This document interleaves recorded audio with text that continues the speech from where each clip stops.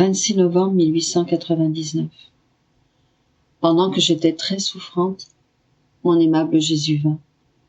Il mit son bras derrière mon cou, comme pour me soutenir. Étant tout près de lui, j'ai voulu adorer ses saints membres, en commençant par sa très sainte tête. À ce moment, il me dit : « Ma bien-aimée, j'ai soif. Laisse-moi étancher ma soif dans ton amour, car je ne peux plus me retenir. » Alors, prenant l'aspect d'un enfant, il se plaça dans mes bras, commença à se nourrir, et sembla même prendre un très grand plaisir à cela. Il en fut complètement rafraîchi et désaltéré. Ensuite, voulant presque jouer avec moi, il traversa mon cœur de part en part avec une lance qu'il tenait dans sa main. J'en ai ressenti une douleur très grande, mais j'étais très contente de souffrir, spécialement parce que c'était par les mains de mon seul et unique bien. Je l'ai invité à me faire souffrir par de plus grandes déchirures encore, car de là provenait le plaisir et la douceur que je goûtais. Pour me rendre plus heureuse, Jésus déchira mon cœur, le prit dans ses mains et, avec la même lance, le coupa au milieu, et y trouva une croix très blanche et resplendissante. La prenant dans ses mains, il se réjouit grandement et me dit : « L'amour et la pureté avec lesquels tu as souffert ont produit cette croix. Je me réjouis beaucoup de la manière dont tu souffres, non seulement moi, mais aussi le Père et le Saint-Esprit. » En un instant, j'ai vu les 3 personnes divines qui, m'entourant, se réjouissaient en regardant cette croix.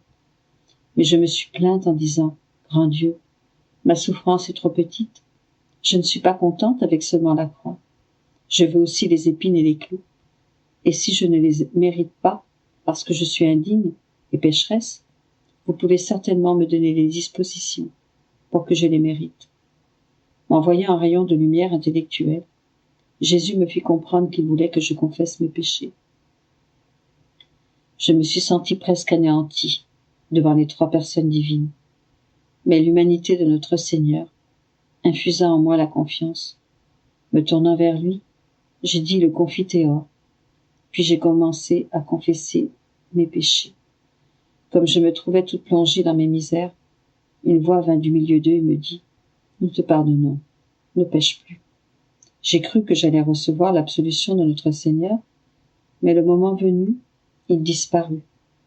Un peu plus tard, il revint sous la forme du crucifié et partagea avec moi les douleurs de la croix. «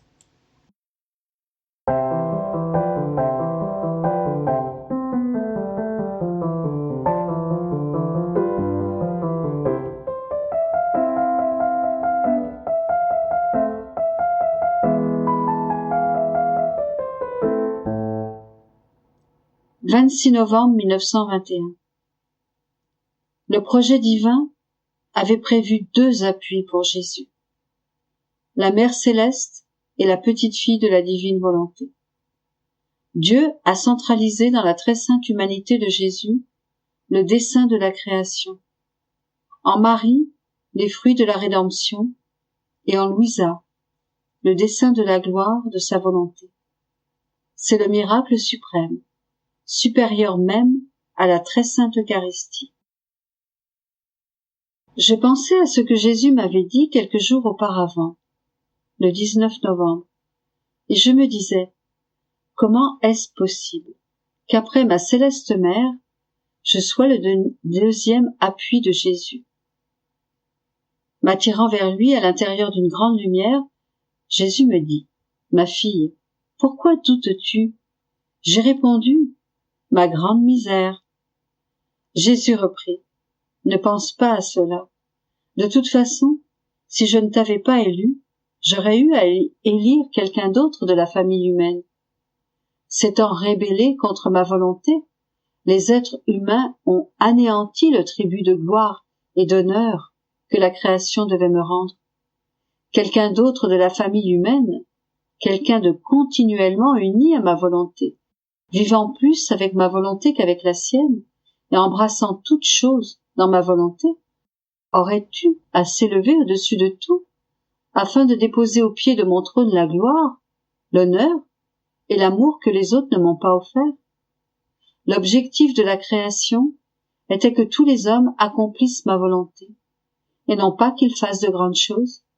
En effet, je regarde de telles choses comme des futilités, à moins qu'elles ne soient le fruit de ma volonté. Ainsi, bien des œuvres tombent en ruine, au moment crucial, parce que la vie de ma volonté n'est pas en elles. Ayant coupé leur volonté de la mienne, les hommes ont détruit ce qui était le plus beau à mes yeux, le dessein pour lequel je les avais créés. Ils se sont complètement ruinés. Ils m'ont refusé la gloire et l'amour qu'ils auraient dû me donner en tant que leur créateur. Mais mes œuvres portent la marque de l'Éternel. Ma sagesse infinie et mon amour éternel ne pouvaient laisser l'œuvre de la création sans les résultats prévus pour ma gloire. Considère par exemple la rédemption. J'ai voulu expier les péchés des hommes à travers beaucoup de souffrances, en ne faisant jamais ma propre volonté, mais toujours celle de mon Père, même dans les choses les plus insignifiantes, telles que respirer, regarder, parler, etc. Mon humanité ne pouvait bouger, ni avoir la vie, à moins d'être animée par la volonté de mon Père. J'aurais préféré mourir 1000 fois, plutôt que de respirer une seule fois hors de sa volonté. De cette manière, j'ai attaché à nouveau la volonté humaine à la volonté divine. Et puisque je suis vrai homme et vrai Dieu, j'ai retourné à mon Père toute la gloire et les droits qui lui étaient dus. Cependant, ma volonté et mon amour ne voulaient pas rester seuls dans mes œuvres. Ils voulaient à mes côtés des images de moi. Quoique mon humanité avait rétabli la création selon les desseins du Créateur, j'ai vu que l'objectif de la rédemption était en péril à cause de l'ingratitude des hommes, dont un grand nombre était en perdition. Aussi, pour assurer que la rédemption m'apporte gloire complète et pour établir tous les droits qui m'étaient dus, j'ai choisi une autre créature de la famille humaine, ma mère, fidèle réplique de moi-même, dont la volonté était complètement immergée dans la mienne et en qui j'ai concentré tous les fruits de la rédemption.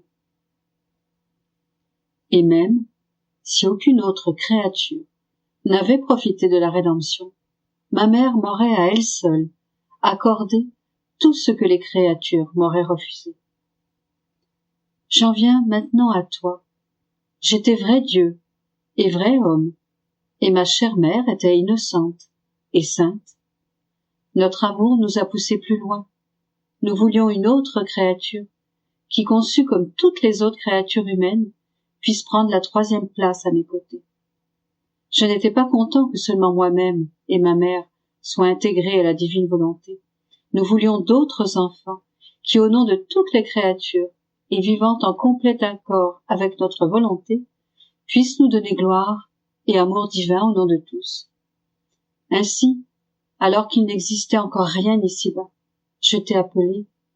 De même que je contemplais avec plaisir ma chère mère, et me réjouissais en elle, la caressant et déversant en elle par torrents tous les dons de la divinité, je t'ai contemplé avec plaisir. Je t'ai caressé, et les torrents qui se déversaient sur ma mère se sont aussi répandus sur toi, dans la mesure où tu pouvais les recevoir. Ces torrents t'ont préparé, t'ont précédé, t'ont embelli, et t'ont donné la grâce que ma volonté, et non pas la tienne, s'intègre à la tienne, de manière à animer même tes actes les plus infimes. En chacun de tes actes coulait ma vie, ma volonté et tout mon amour. Comme je suis content. Quelle joie cela me donne. Voilà pourquoi je t'appelle le 2e appui après ma mère. Je ne me suis pas appuyé sur toi car tu n'étais rien, et je ne le pouvais pas. Je me suis plutôt appuyé sur ma propre volonté en toi. Ma volonté est vie, et celui qui la possède a la vie, et peut porter l'auteur de la vie. De même que j'ai centré le dessein de la création en moi-même, et les fruits de la rédemption en ma mère, j'ai centré le dessein de ma gloire en toi, comme si ma volonté était intégrée à tous. Par toi doivent venir les escadrons de créatures vivant dans ma volonté. Les générations ne passeront pas sans que j'aie atteint cet objectif. Stupéfié, je dis, Mon amour, est-ce possible que ta volonté soit intégrale en moi et que dans toute ma vie, il n'y ait pas eu même une seule séparation entre ta volonté et la mienne? Il semble que tu me taquines. Et d'un ton encore plus doux, Jésus répondit, non, je ne te taquine pas. Il est réellement vrai qu'il n'y a pas eu cette brisure. Au plus, tu as été blessé quelquefois. Mais mon amour, comme un ciment très fort, a guéri ces blessures et rendu l'intégrité de ma volonté en toi encore plus forte. J'ai surveillé chacun de tes actes et y ai fait couler ma volonté comme à une place d'honneur. Je savais combien de grâce t'était nécessaire pour que je puisse accomplir en toi le plus grand miracle qui existe au monde, celui de vivre continuellement dans ma volonté. L'âme doit assimiler tout ce qui lui provient de Dieu, de manière à le lui retourner tel qu'elle l'a assimilé, et ensuite à l'assimiler de nouveau. Cela surpasse même le miracle de l'Eucharistie. Les accidents du pain et du vin ne possèdent ni raison, ni volonté, ni désir qui pourrait les mettre en opposition avec ma vie sacramentelle. L'hostie ne fait rien par elle-même. Tout est mon travail. Si je le veux, je le réalise. Tandis que, pour le miracle de vivre dans ma volonté, je dois inciter une volonté humaine, une raison, un désir et un amour, tous complètement libres. Combien de choses sont nécessaires? Bien des âmes vont à la communion et prennent part au miracle de l'Eucharistie, mais très peu d'entre elles sont disposées à ce que se réalise en elles le miracle de ma volonté, vu que, pour cela, elles auraient à se sacrifier davantage.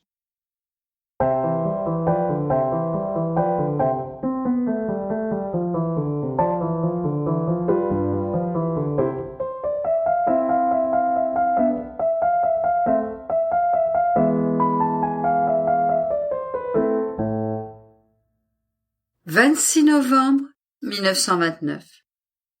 Chaque acte accompli dans la divine volonté est une vie de divine volonté que l'on acquiert. Comment les créatures ravissent Dieu. Les privations continuelles de mon doux Jésus me peinaient beaucoup. Sans lui, tout me manquait. Avec Jésus, tout est à moi. Tout m'appartient.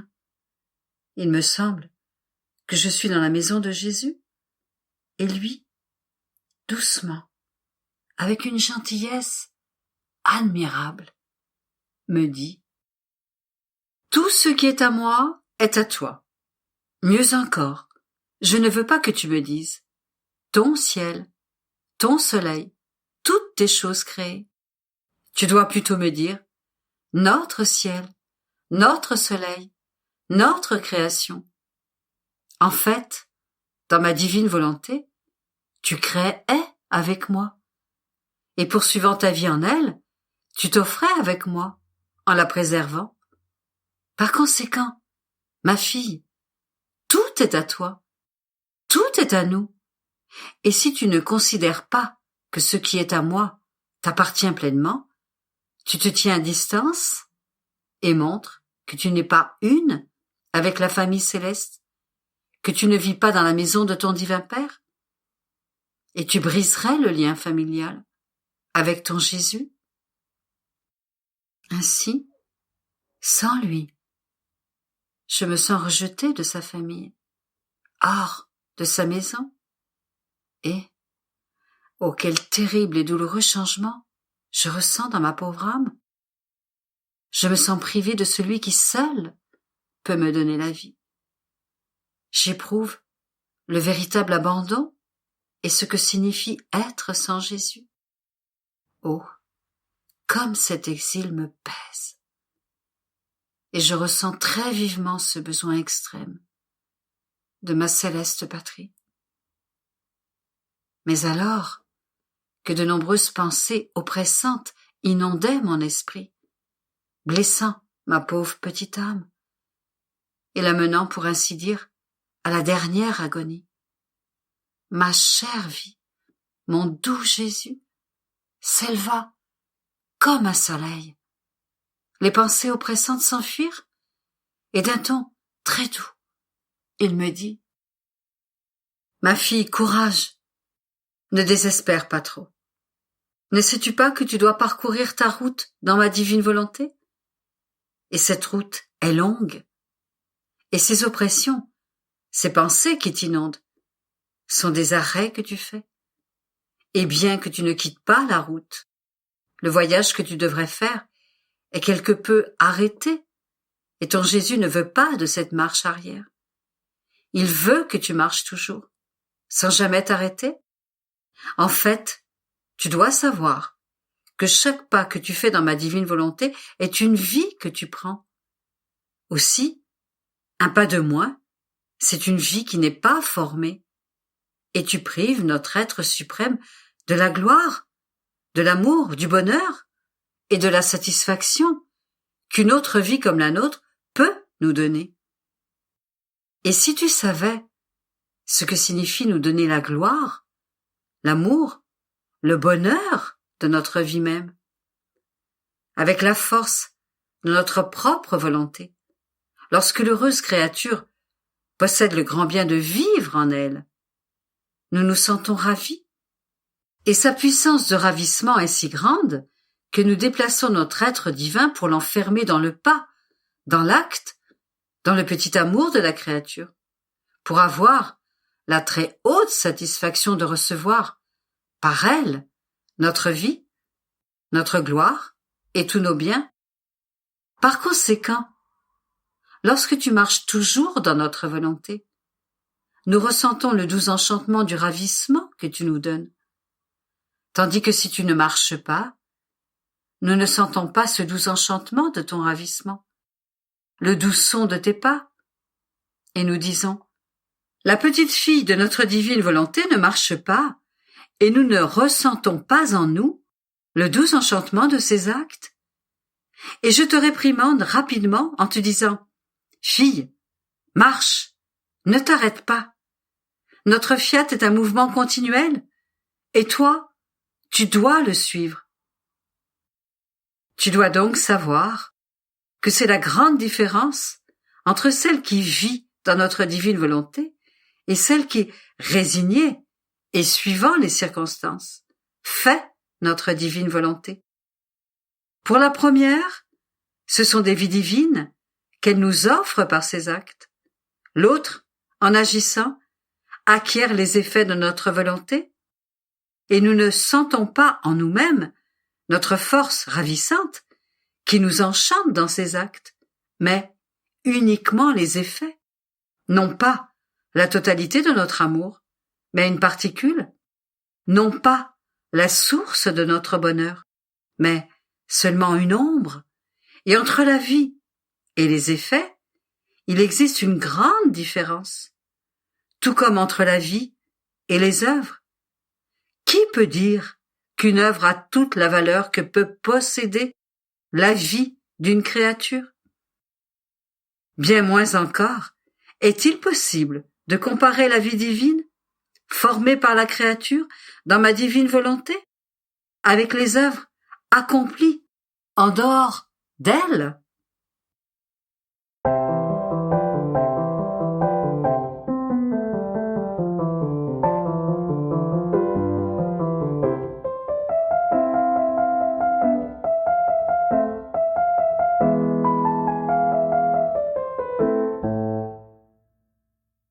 26 novembre 1933.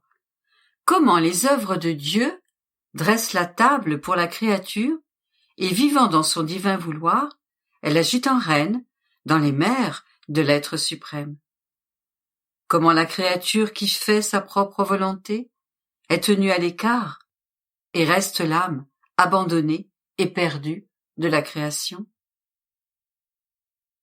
Je faisais ma ronde dans les œuvres du divin fiat, et comme je suis trop petite, je ressentais le besoin d'être portée dans ses bras. Tantôt, je me perds dans son immensité et dans la multiplicité de ses œuvres. Tantôt, je ne sais comment avancer. Mais comme il veut me faire connaître ses œuvres, trouver sa parole et son œuvre d'amour et dire combien il m'a aimé, il me prend dans ses bras.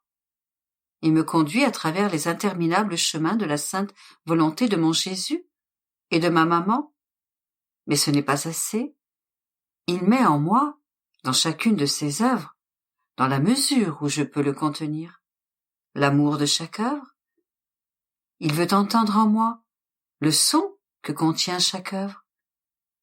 Je suis également une de ses œuvres, un acte de sa volonté, et ayant tout fait pour mon amour, il veut que je mette en moi tous les sons et toutes les notes d'amour que ses œuvres contiennent.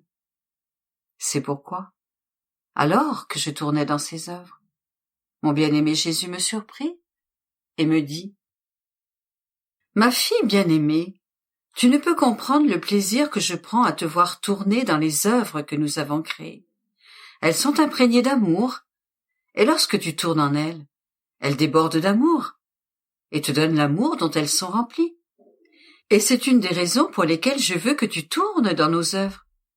Elles préparent la table de notre amour pour les créatures, et elles se sentent honorées d'avoir une de leurs petites sœurs parmi elles, qui se nourrit, et qui forme en elles autant de notes d'amour de leur Créateur que d'œuvres qui furent créées. Mais ce n'est pas tout. Ma divine volonté ne se contente pas de la faire tourner dans nos œuvres, et après lui avoir fait connaître tant d'œuvres de la création, et l'avoir remplie d'amour à ras-bord, elle la porte dans ses bras, jusque dans le sein de l'être suprême, qui la jette comme un petit galet dans les mers interminables de ses attributs. Et qu'est-ce que fait la petite fille de notre vouloir?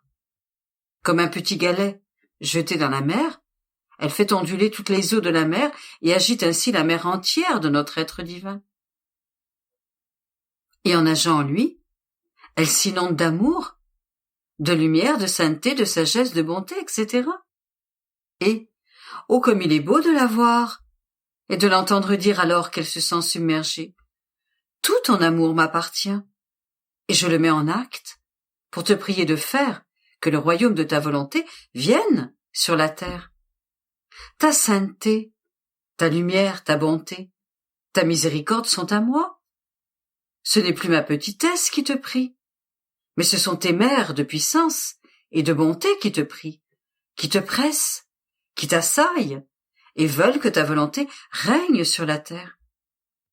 De sorte que l'on voit la petitesse de la créature agir en reine dans notre être divin, réunir notre immensité et notre puissance, et elle nous fait demander à nous-mêmes ce qu'elle veut et ce que nous voulons. Elle comprend bien qu'il n'y a pas d'autre bien que notre seule volonté, et pour les obtenir, elle les fait demander par les infinités de nos divines qualités, comme si elles lui appartenaient, ce qui lui donne un charme et une beauté qui nous ravissent, nous rendent faibles et nous font faire ce qu'elle veut et ce que nous voulons. Elle devient notre écho et ne sait rien nous dire, ni nous demander, si ce n'est que notre volonté envahisse toute chose et puisse former une seule volonté, une, avec toutes les créatures. Ainsi, lorsque la créature a compris ce que signifie la divine volonté, et qu'elle sent sa vie couler en elle, elle ne ressent plus le besoin de quoi que ce soit d'autre, parce qu'en possédant mon vouloir, elle possède tous les biens possibles et imaginables. Il ne lui reste plus que le désir ardent que ma volonté embrasse et se constitue la vie de toute chose. Et cela, parce qu'elle voit que c'est ce que veut ma volonté, et sa petitesse le veut ainsi. Après quoi, je continuai à penser à la divine volonté et au grand mal de la volonté humaine. Et mon bien-aimé Jésus ajouta, en soupirant, « Ma fille, la créature qui fait sa propre volonté se met à part et travaille seule. Il n'y a personne pour l'aider, personne pour lui donner force et lumière, afin de faire le mieux possible ce qu'elle fait. Tout le monde la laisse à elle-même, isolée, sans défense. On peut l'appeler l'abandonnée, l'âme perdue dans la création, qui souffre parce qu'elle veut faire sa propre volonté. Elle ressent le poids de la solitude dans laquelle elle s'est placée, et l'absence de toute aide. Et, ô combien je souffre de voir tant de créatures se séparer de moi. Afin de leur faire sentir ce que signifie agir sans ma volonté, je me tiens aussi loin que possible, leur faisant ressentir tout le poids de la volonté humaine, qui ne leur laisse pas de repos et devient leur plus cruel tyran. C'est tout le contraire pour la créature qui fait ma volonté. Tous sont alors avec elle, le ciel, les saints, les anges, car pour l'honneur et le respect de ma divine volonté, chacun est obligé d'aider cette créature et de la soutenir dans les actes où entre ma volonté, qui se met elle-même en communication avec tous et leur commande de l'aider, de la défendre et d'en faire le cortège de leur compagnie. La grâce et une lumière chatoyante sourit déjà dans son âme, et ma volonté lui administre ce qu'il y a de mieux et de plus beau dans son acte. Je suis moi-même à l'œuvre dans la créature qui fait ma volonté, que je fais couler dans ses actes pour en avoir l'honneur, l'amour et la gloire de mes actes pour la créature qui a opéré dans ma volonté. C'est pourquoi elle ressent cette connexion avec tous, la force, le soutien, la compagnie et la défense de tous. C'est pourquoi celle qui fait ma volonté et vit en elle peut être appelée la retrouvée de la création, la fille, la sœur, l'amie de tous. Elle est comme le soleil, qui des hauteurs de sa sphère fait pleuvoir la lumière et s'étend pour enclore toute chose dans sa lumière, se donner à tous, sans se refuser à personne. Et telle une sœur fidèle, sa lumière embrasse toute chose et donne en gage de son amour envers toutes les choses créées ses effets bénéfiques, en se constituant elle-même vie de l'effet qu'elle donne. En certaines, elle forme la vie de douceur, en d'autres choses créées, la vie de parfum, en d'autres, la vie de couleur, etc. Ainsi, ma volonté, des hauteurs de son trône, fait pleuvoir sa lumière, et là où elle trouve la créature qui veut la recevoir pour la laisser dominer, elle l'entoure, l'embrasse, la réchauffe, la façonne pour lui faire atteindre sa maturité, et c'est comme si son admirable vie devenait la vie de la créature, et tous sont alors avec elle, puisque tout vient de mon adorable volonté. «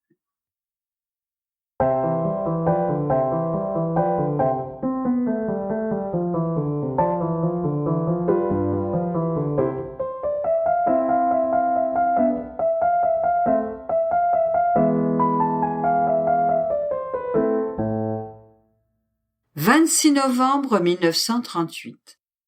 La disposition prépare l'âme, ouvre les portes divines, donne l'entendement et met l'âme en communication. La divine volonté place le mouvement divin dans celle qui vit en lui. Comment cette créature peut donner toute chose à son Créateur? Les âmes qui vivent dans la divine volonté sur la terre et les bienheureux dans le ciel. Je suis sous les vagues éternelles du divin vouloir qui toujours veut se donner aux créatures. Mais il veut que la créature le veuille aussi. Le divin vouloir ne veut pas être un intrus qui se fait trouver dans la créature sans qu'elle le sache. Il veut qu'on le cherche. Il veut donner à la créature son baiser d'amour. Alors, comme un conquérant chargé de cadeaux, il entre dans la créature et la comble de ses dons. Je pensais à cela lorsque mon doux Jésus, qui ressent le besoin de confier ses secrets à sa créature, me dit: « Ma bienheureuse fille, Mon vouloir veut donner, mais il veut trouver la disposition de la créature pour déposer ses dons. La disposition est comme la terre entre les mains du fermier. Peu importe la quantité de semences qu'il possède. Sans avoir de terre où les semer, il ne pourra jamais planter. Et si la terre avait la raison, et qu'elle n'était pas disposée à recevoir ces semences, le pauvre fermier aurait l'impression que les semences avec lesquelles il voulait enrichir la terre lui sont rejetées en plein visage. Telle est ma volonté. Elle veut donner, mais si elle ne trouve pas l'âme disposée, elle ne trouvera pas d'endroit où placer ses dons. À son grand désespoir, elle aura l'impression qu'ils lui sont rejetés en plein visage. Et si elle voulait parler à l'âme, elle la trouverait sans oreille pour se faire entendre. Ainsi, la disposition prépare l'âme, ouvre les portes divines, donne l'ouïe et met l'âme en communication. L'âme entend la disposition avant ce que mon vouloir veut donner, de telle sorte qu'elle aime et attend ce qu'elle doit recevoir. Si elle n'est pas disposée, nous ne donnons rien parce que nous ne voulons pas exposer nos dons à l'inutilité. La disposition est comme la terre pour le fermier, qui se soumet à ce que le fermier veut faire. Elle se laisse travailler, sarcler, et elle met en sûreté, dans ses sillons, la semence qu'il veut lui donner. C'est la même chose avec notre être suprême. Si nous trouvons la disposition, nous faisons nos travaux et nous préparons la créature en la purifiant. De nos mains créatrices, nous préparons l'endroit où placer nos dons et former nos plus belles œuvres. Mais si l'âme n'est pas disposée, malgré toute notre puissance, il n'y a rien que nous puissions faire parce que son intérieur est obstrué par des pierres, des épines et de viles passions. Et comme l'âme n'est pas disposée, elle ne nous permet pas de les enlever. Combien de sainteté part ainsi enfumée en raison du manque de disposition. De plus, si elle n'est pas disposée, l'âme ne s'adapte pas à vivre dans notre divin vouloir. Elle a même l'impression que notre vouloir n'est pas pour elle. La sainteté de notre vouloir renverse la créature. Sa pureté lui fait honte. Sa lumière l'aveugle. Mais si l'âme est disposée, elle se jette dans les bras de notre vouloir et nous laisse faire ce que nous voulons avec elle. Elle est comme un tout petit enfant qui reçoit nos œuvres avec tellement d'amour que nous en sommes ravis. Et notre vouloir, que fait-il? Il répand son mouvement divin. Avec ce mouvement divin, l'âme trouve toutes nos œuvres en action. Elle les embrasse, les investit de son petit amour, trouve ma conception et ma naissance en action, et elle veut concevoir et renaître avec moi. Et non seulement je la laisse faire, mais j'y trouve tant de plaisir que je me sens payée de retour pour être née sur la terre, parce que je trouve une âme qui renaît avec moi. Mais cette âme va encore plus loin. Le mouvement divin qu'elle possède la fait courir partout et trouver, comme une armée puissante, tout ce que mon humanité a fait. Mes larmes, mes paroles et mes prières, mes pas et mes souffrances. Cette âme prend tout, embrasse et adore tout. Il n'est rien de tout ce que j'ai fait qu'elle n'investisse de son amour. Et que fait-elle alors? Elle fait que tout lui appartient, et avec un charme et une manière infantile, elle enferme tout dans son sein. elle s'élève jusqu'à notre divinité, dispose tout autour de nous, et avec un transport d'amour, elle nous dit « Adorable Majesté, voyez combien de belles choses je vous apporte. Tout est à moi, et je vous apporte tout, parce que tout cela vous aime, vous adore, vous glorifie en retour, pour tout l'amour que vous avez pour moi et pour nous tous. » Ce mouvement divin que mon vouloir place dans la créature qui vit en lui est la vie nouvelle qu'elle reçoit. Avec ce mouvement, elle a un droit sur tout. Ce qui est à nous est aussi à la créature. C'est pour cette raison qu'elle peut tout nous donner. Et, ô combien de surprises elle nous fait! Elle a toujours quelque chose à nous donner. Avec ce mouvement divin, elle a la vertu de courir partout. Un instant, elle nous apporte la création pour nous aimer tout comme nous l'avons aimé dans toutes les choses créées. À un autre moment, elle nous apporte toutes les créatures qui nous aiment pour nous aimer pour tous et avec tous.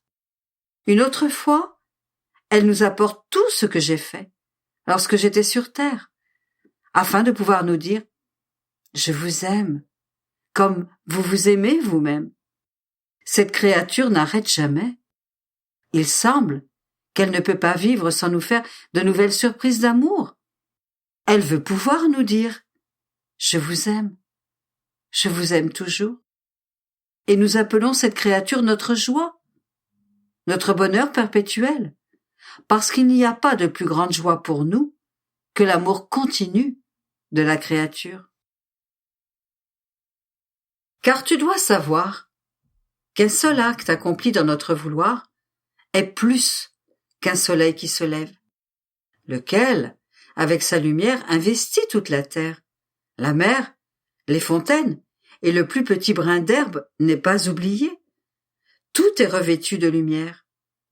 De la même manière, un acte accompli dans notre vouloir court, cherche, investit toute chose, forme son manteau d'argent, resplendissant, en dehors et à l'intérieur des créatures. Et ainsi paré, il les apporte devant notre adorable Majesté, pour qu'elle nous prie dans notre volonté, avec des voix de lumière et d'amour qui parlent pour tous. Et, plaçant un doux enchantement sur nos pupilles divines, elle nous fait voir toutes les créatures habillées de notre divine lumière. Et nous exaltons le pouvoir de notre Fiat, qui, avec la puissance de sa lumière, sait comment cacher les misères humaines et les convertir en lumière. On ne refuse rien à un de ses actes, parce qu'il a le pouvoir de nous donner toutes choses et de compenser pour tout. En entendant cela, je me disais, si une créature vivant encore sur la terre et qui vit dans le divin vouloir peut faire tant de choses avec un seul acte, que ne pourront pas faire les bienheureux dans le ciel, qui vivent dans la vie éternelle. Et mon doux Jésus ajouta, « Ma fille, il y a une grande différence entre les bienheureux et l'âme qui est encore sur la terre. Les bienheureux n'ont rien à ajouter. Leur vie, leurs actes et leur volonté sont restés fixés en nous, et ils peuvent dire « Notre jour est accompli ». Il ne leur est pas accordé de faire plus. Nous pouvons tout au plus leur donner des joies nouvelles et un amour nouveau. Mais, pour la personne qui vit encore sur la terre, son jour n'est pas fini, et si elle veut et qu'elle vit dans notre vouloir, elle peut opérer des prodiges de grâce et de lumière pour le monde entier, et des prodiges d'amour pour son Créateur. C'est pour cette raison que toute notre attention va vers l'âme qui vit encore sur la terre, parce que notre œuvre continue encore, elle n'est pas terminée. Et si l'âme s'y prête, nous accomplissons des œuvres comme jamais auparavant, des œuvres si belles qu'elles stupéfient le ciel et la terre.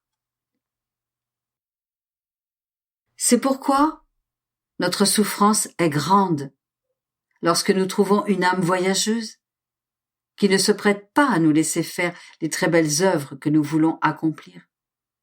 Combien d'œuvres commencées et non terminées, d'autres soudainement interrompues, car nous ne pouvons accomplir nos œuvres avec une inatteignable beauté que dans notre vouloir et pour celle qui vit en lui, parce que notre vouloir nous administre les matériaux adaptables pour faire ce que nous voulons. En dehors de notre vouloir, nous ne trouvons pas la lumière suffisante, ni l'amour qui s'élève, ni le divin matériau, et nous sommes contraints de nous croiser les bras, sans pouvoir aller de l'avant. Et combien ne vivent pas dans notre vouloir? De plus, pour la créature qui vit encore sur la terre, il y a la monnaie du mérite qui circule, et notre image divine, qui possède une valeur infinie, est imprimée dans tous ces actes animés par notre vouloir. Ainsi, lorsqu'elle le veut, elle a la monnaie pour nous payer ce qu'elle veut. C'est pourquoi notre œuvre et notre intérêt sont pour les âmes qui vivent encore sur terre, parce que c'est un temps de conquête, alors qu'au ciel, il n'y a plus d'acquisition, mais uniquement la joie et le bonheur.